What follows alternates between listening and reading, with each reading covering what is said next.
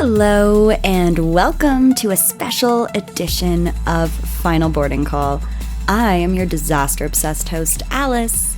And I'm Zach, the homebody husband, joining Alice for our first quarterly aviation news roundup of 2025.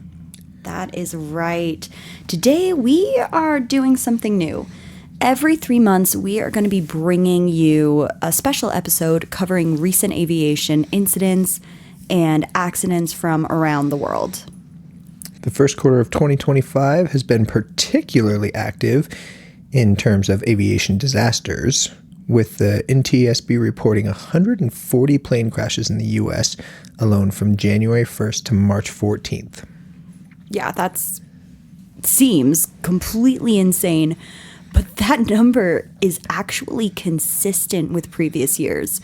January and February typically see about 20 fatal aviation accidents per month. Several high-profile incidents have put aviation safety in the spotlight, though, this year.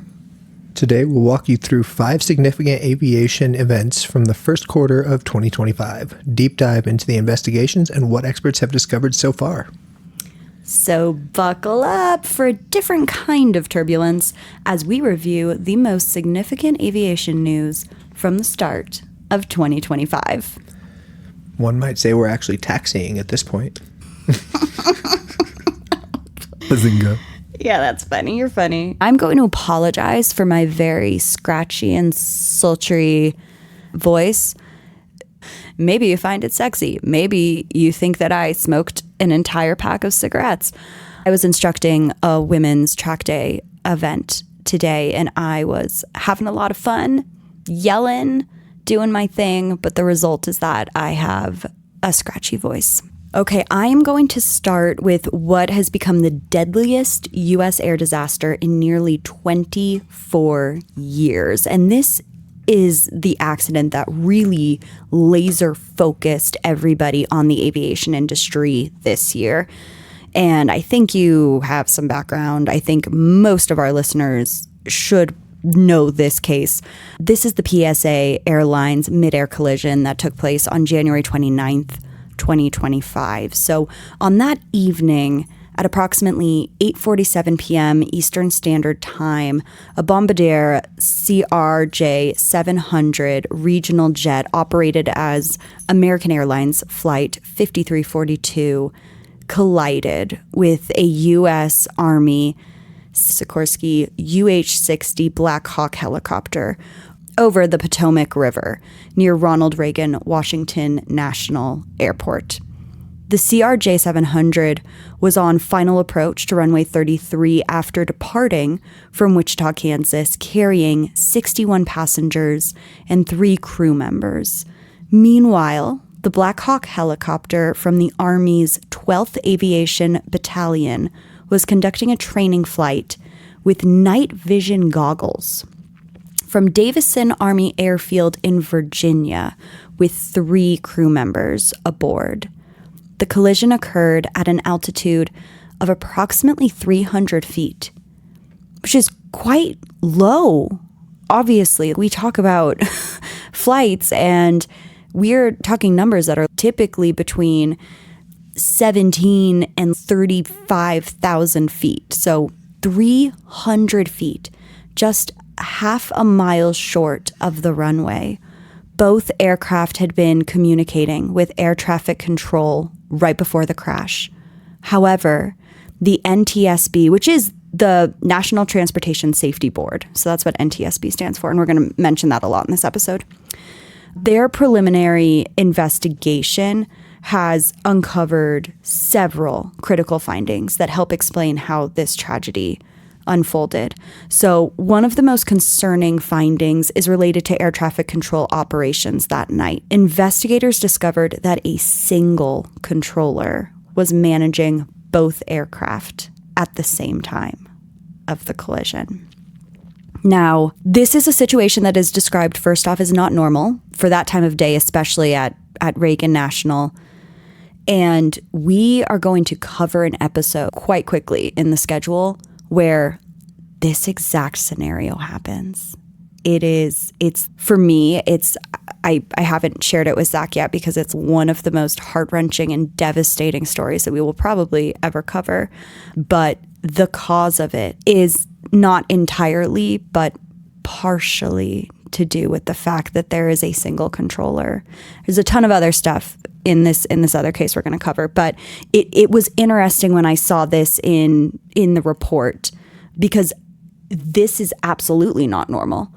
There are, typically an air traffic controller is pretty laser focused on what they are supposed to be covering. So this is pretty dramatic. Even more troubling, the helicopter crew may have missed critical portions of 2 transmissions from air traffic control, which could have contributed to the fatal positioning error. The investigation also revealed details about the safety systems on both aircraft.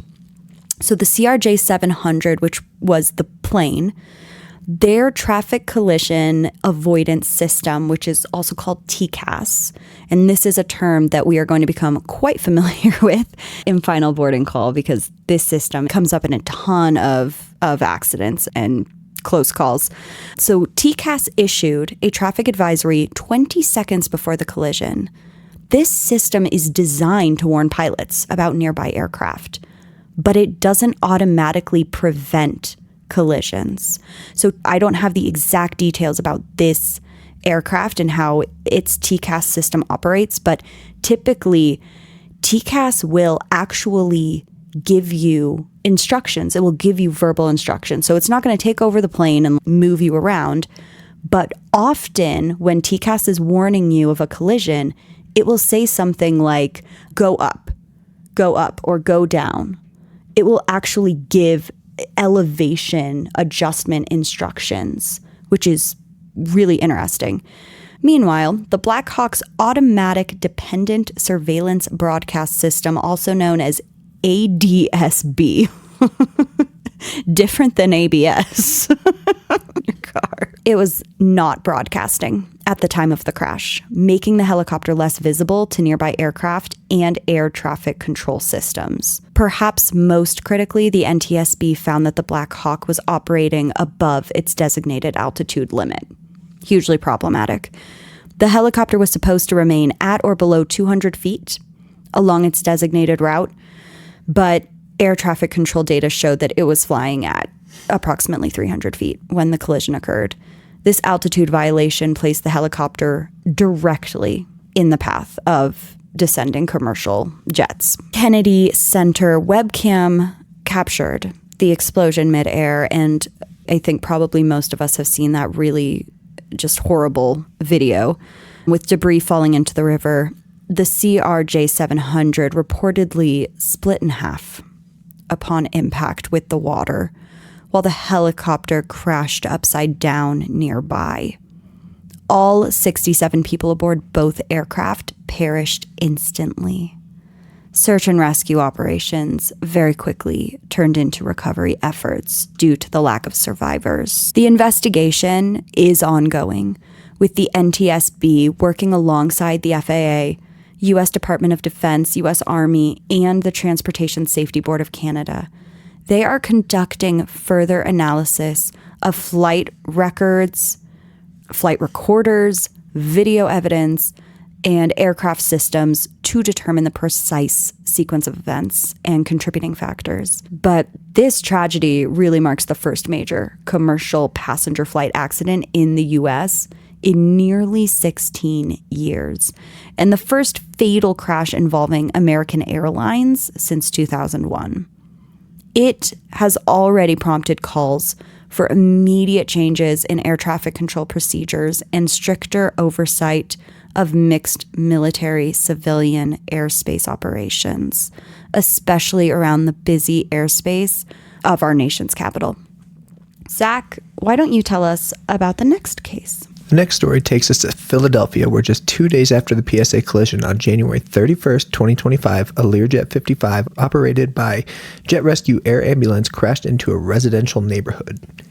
MedJet's Flight 056 departed from Northeast Philadelphia Airport at 6:06 p.m., heading to Tijuana, Mexico, with planned refueling stop in Springfield, Missouri. This was a medical transport mission carrying 6 people, 2 pilots, a doctor, a paramedic, and a pediatric patient with her mother.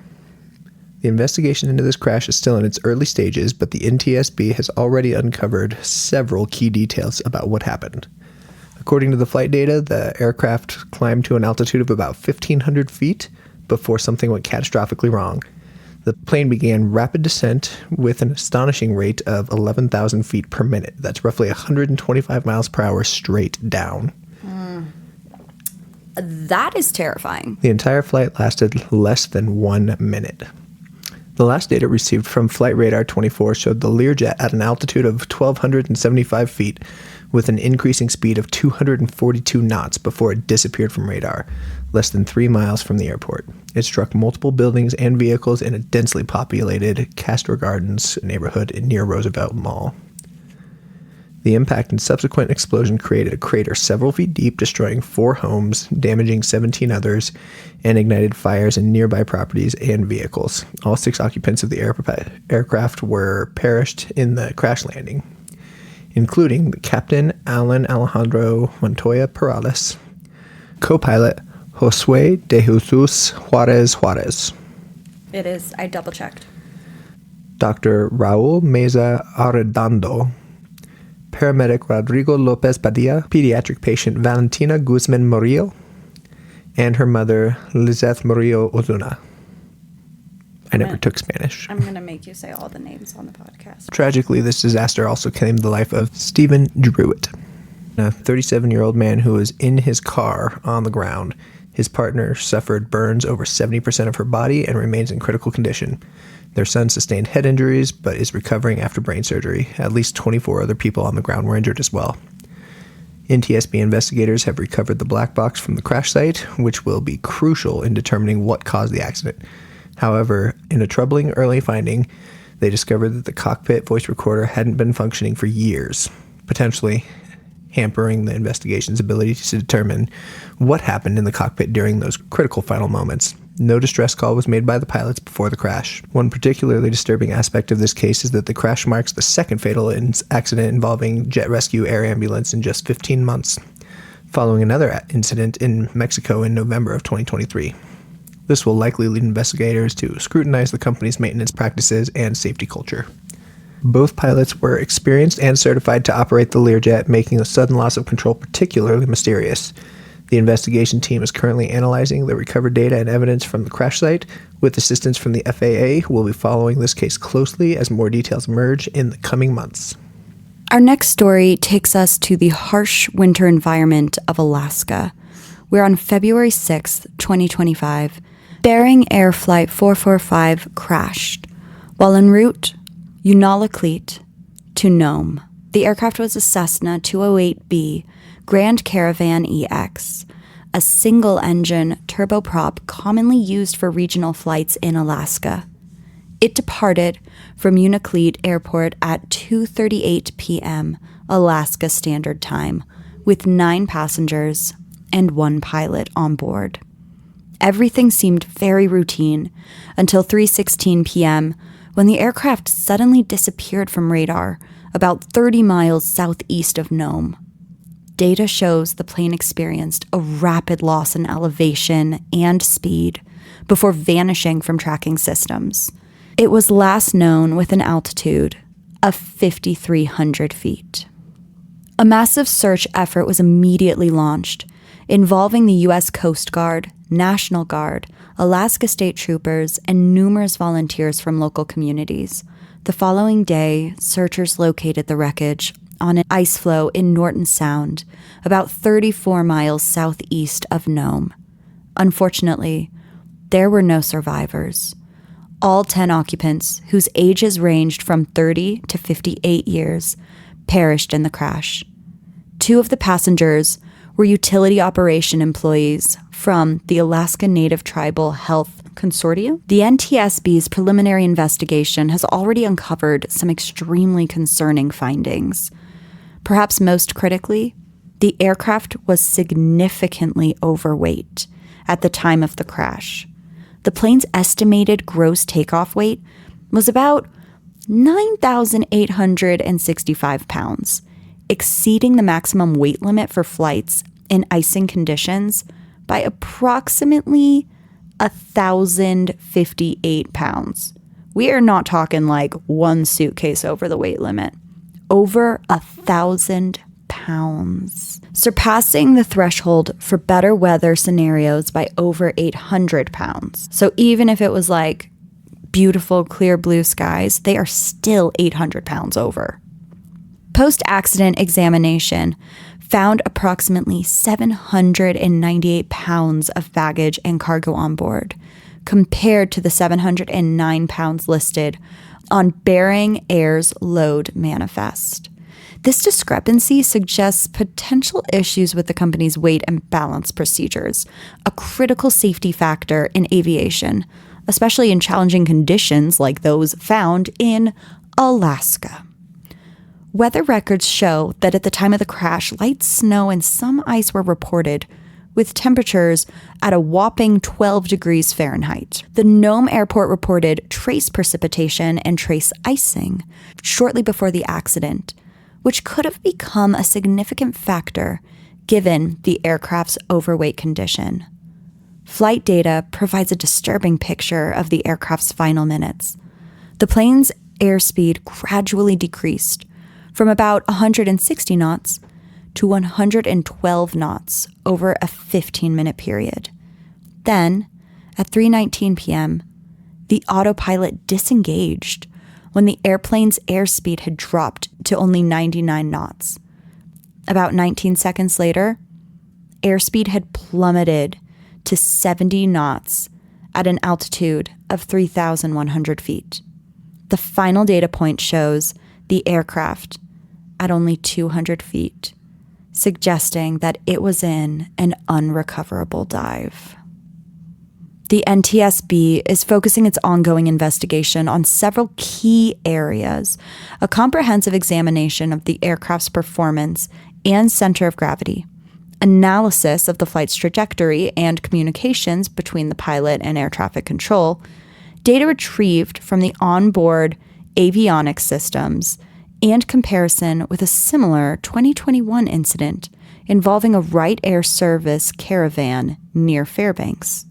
Recovery efforts were complicated by the continuously moving ice flow and an impending winter storm that threatened the crash site. NTSB Chair Jennifer Homendy traveled to Alaska personally to oversee the investigation and spoke at a press briefing in Anchorage regarding the challenges faced by recovery teams. Communities in Nome and Unalakleet held prayer vigils for the victims and search personnel as they mourned this devastating loss. The final NTSB report is expected to take about a year or more to complete.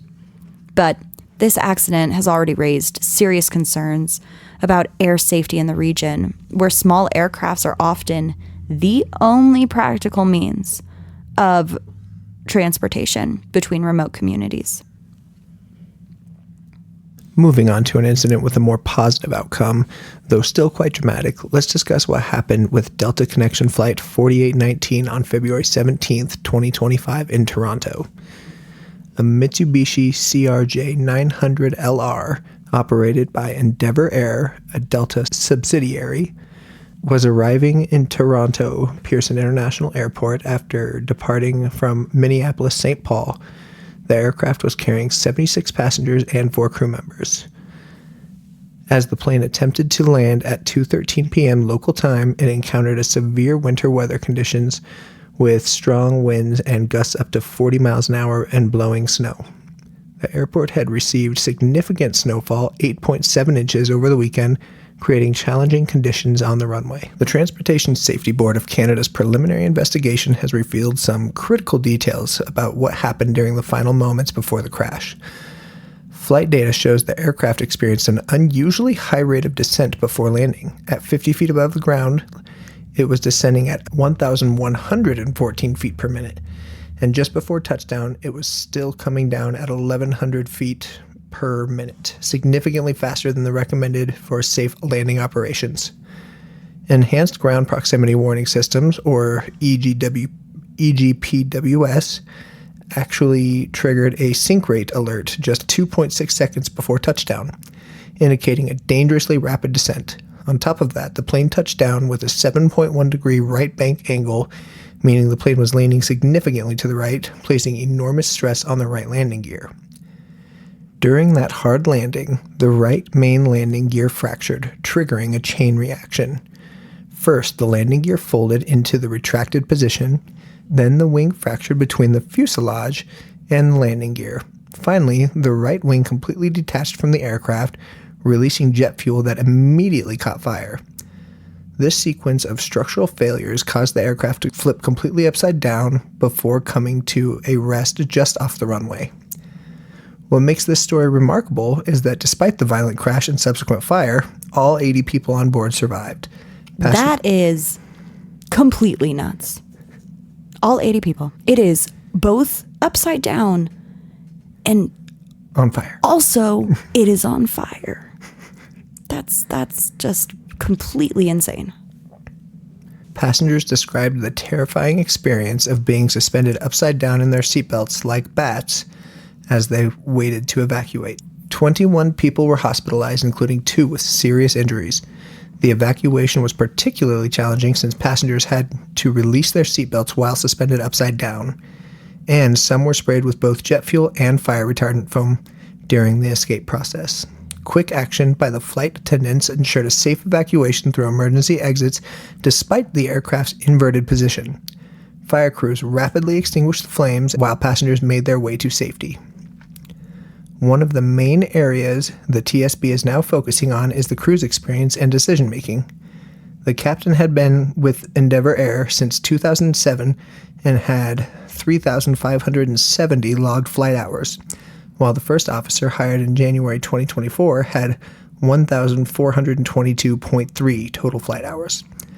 That's really important to note. Do the math there. That's significantly less. Yes. You said the pilot had how many hours? The captain had 3,570 flight hours and had been with them since 2007. So almost 20 years. Mm-hmm. And had less than 4,000 flight hours.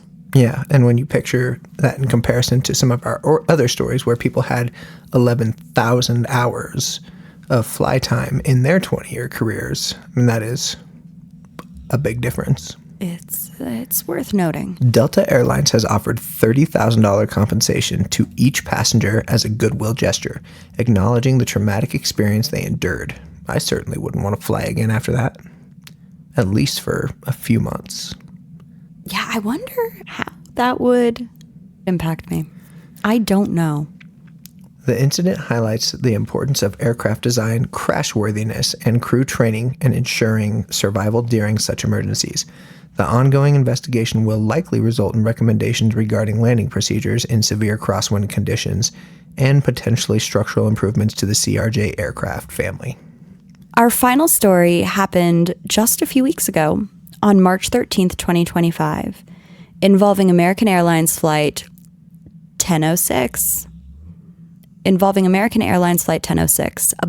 737-800 with 172 passengers and 6 crew members aboard. Now, here is why I wanted to include this particular story.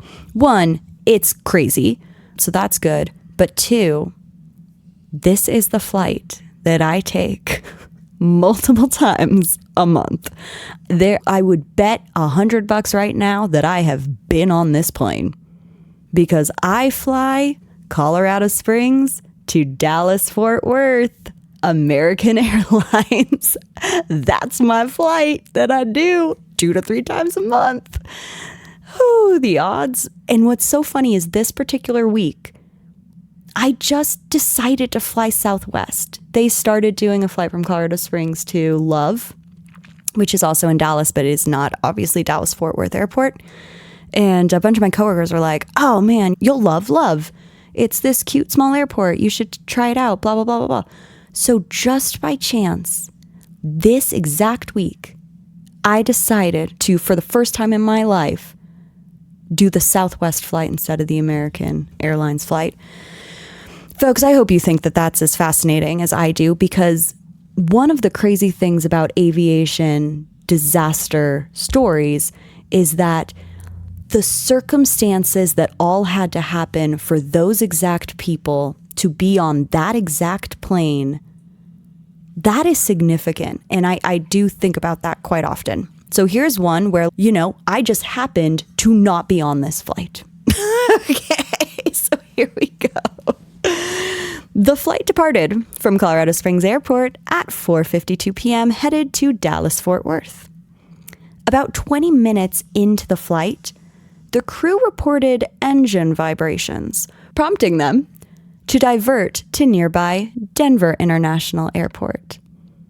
And I have had that exact diversion happen before, where I've been diverted to DIA.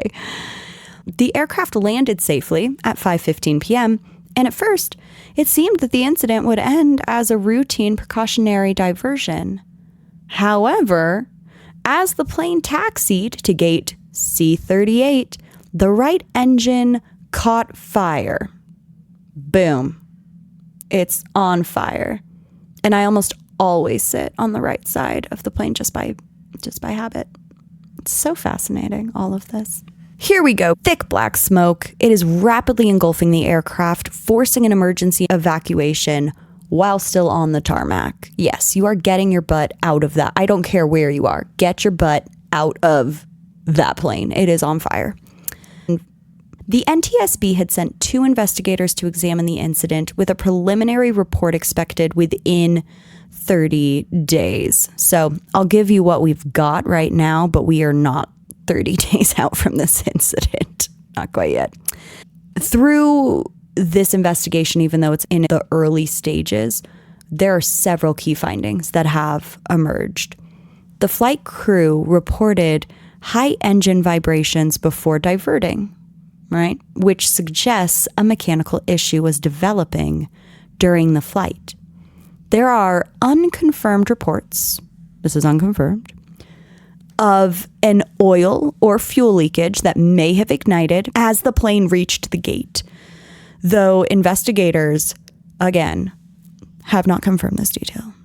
Alleged.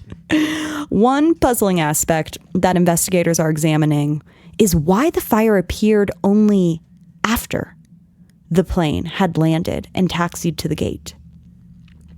This is interesting, and we don't see this very often. I, of course, am immediately thinking of race cars that catch on fire, and Zach and I have owned race cars that have caught on fire. One time, it happened one time. Zach did technically blow it out of his mouth. We did not have to use a fire extinguisher, so that does qualify as a baby fire. But I've also been witness to real fires at track days. Typically, what happens is the car gets extremely hot, and then there is some sort of fluid that leaks and causes a fire. That is it's not always, but that is typically what happens. There's a lot of fluids involved in transportation things, airplanes, cars, what have you. And if there is a crack or some sort of break in a fuel line, for example, big boom boom. The timing suggests the problem may have been exacerbated by the engine's idle state or changing thermal conditions after landing. I don't know. I'm not the mechanic. Zach's the mechanic, but this is kind of an interesting puzzle that I think investigators are going to have to untangle. Ground crews responded very quickly, using a dry chemical fire cart to extinguish the flames. However, questions have been raised about why fire crews were not on site when the plane landed, despite the crew having reported engine issues. I'm just saying, that was noted in a couple different. What I will say is that, doesn't it make sense to have a fire truck on site at all airports? I always go back to racing because that's like our high stakes thing. And we always have a fire truck and fire crew on site with us. And we're just racing cars. We're not even flying planes. Passengers evacuated onto the left wing of the aircraft, which is good because the right one's on fire. Smoke and flames were billowing from the right engine. Ground crews quickly brought slides and ladders to help passengers descend from the wing to the ground. Several passengers later described the terrifying experience of standing on the wing amid the billowing smoke, uncertain if the fire would spread to the fuel tanks. Just as I was saying earlier, fuel plus fire make boom boom. 12 people were taken to hospitals with minor injuries, primarily from the evacuation process itself. Fortunately, all of the passengers were released from the hospital. No serious injuries were reported. I mean, everybody got off that plane safely. The NTSB's ongoing investigation is focused on several key areas. Determining the exact cause of the engine fire is a biggie. Examining the aircraft's maintenance history and pre-flight checks, analyzing the evacuation procedures and the passenger behavior during the incident, which obviously they have to do if people are going to the hospital from the evacuation. You got to figure out what the hell happened. And investigating the timing of the fire detection and the emergency response. Investigators are gathering evidence. You know what they're doing. They're getting that flight data. They are interviewing the crew, maintenance records. They are trying to figure out what the hell happened here. And this incident is part of a series of aviation incidents that have absolutely rocked the media recently. And there was actually a story that came out today about Heathrow Airport. Today at London's Heathrow Airport, there was an insane power outage due to a substation, which I know about because I work in the data center industry, and that is, data centers need power, and so substations are like our best friends. And the fire caused a power outage. The power outage impacted the airport, and obviously without power, an airport can't function. So they had backup generators that were trying to do their thing, but to power an entire airport on backup generators is completely bonkers. So this was a major disruption for the airline industry. There were big time flight disruptions. We're trapped at Heathrow. If you were diverted away from Heathrow, now you know why. It was a massive fire that caused a power outage. And it is one of the busiest airports in the world. I read somewhere they expected over 210,000 people to be in and out of that airport on that day. That wraps up our coverage of the major aviation incidents from the first quarter of 2025. While the number of accidents this quarter is statistically consistent with previous years, the high-profile nature of several of these incidents has certainly brought aviation safety into the spotlight.